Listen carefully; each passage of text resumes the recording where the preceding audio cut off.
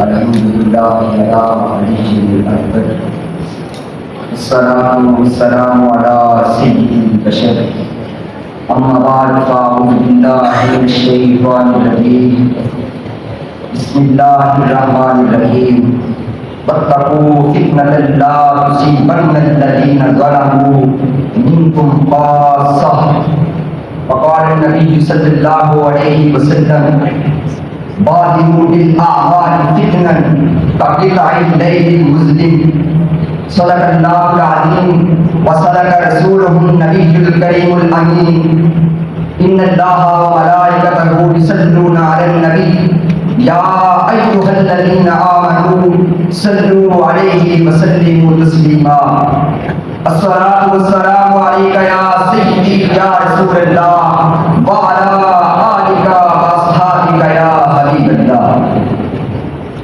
زمانہ آج بھی محتاج ہے اہل نظر کا، زمانہ آج بھی محتاج ہے اہل نظر کا، چراغ حق جلاؤ کہ دور ہے خطر کا.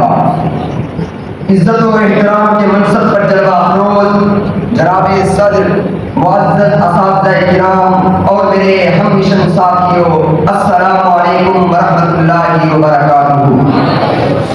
مجھے آج جس موضوع پر گفتگو کرنے کا موقع ملا وہ کسی ایک فرد، ایک ادارے یا ایک ملک کا مسئلہ نہیں بلکہ پوری امت مسلمہ کی بقا کا مسئلہ ہے. بلکہ اگر اس طرح کہا جائے کہ یہ میری اور آپ کی نسلوں کی بقا کا مسئلہ ہے تو بے جا نہ ہوگا.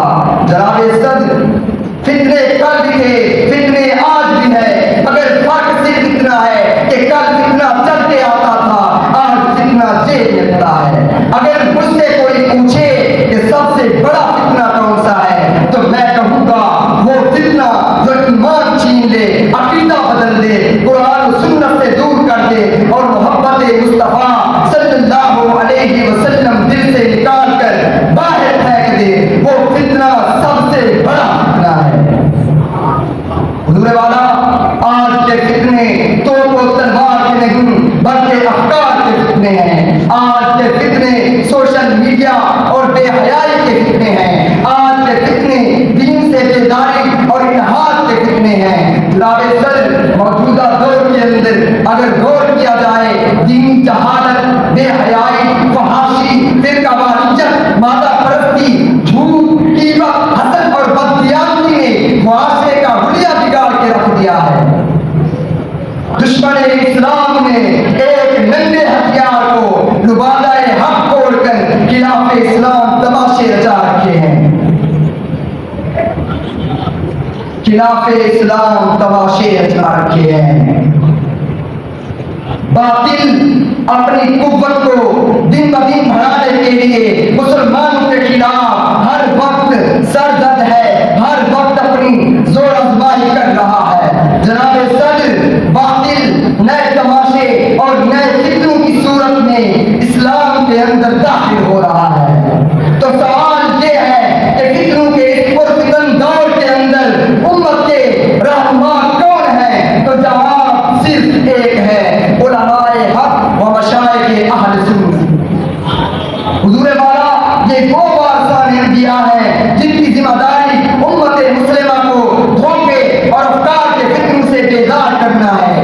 ان کی ذمہ داری امت مسلمہ کو قرآن و سنت کی صحیح تعلیم دینا ہے. ان کی ذمہ داری اصلاح امت اور ختم نبوت پر پہرہ داری کرنا ہے. آج علماء حق اور مشائخ اہل سنت کی یہ ذمہ داری ہے کہ امت مسلمہ کی رہنمائی کریں.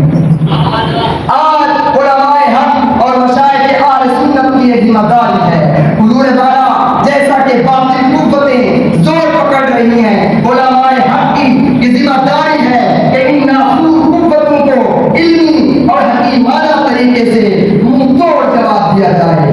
ایسا جواب جو باطل قوتوں کا سر اچل کے رکھ دے. آج علماء حق اور مشائخ اہل سنت کی یہ ذمہ داری ہے کہ وہ سیرت ابن علی پر عمل کرے. آج علماء حق کی یہ ذمہ داری ہے کہ سنت ابن خطاب پر چل کے دکھائے. آج علماء حق کی یہ ذمہ داری ہے کہ خالد بن ولید کی للکار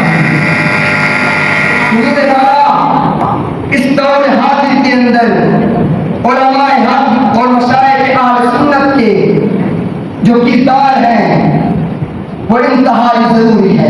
میں علماء حق اور مشائخ اہل سنت سے یہ التجا کرتا ہوں، خدا را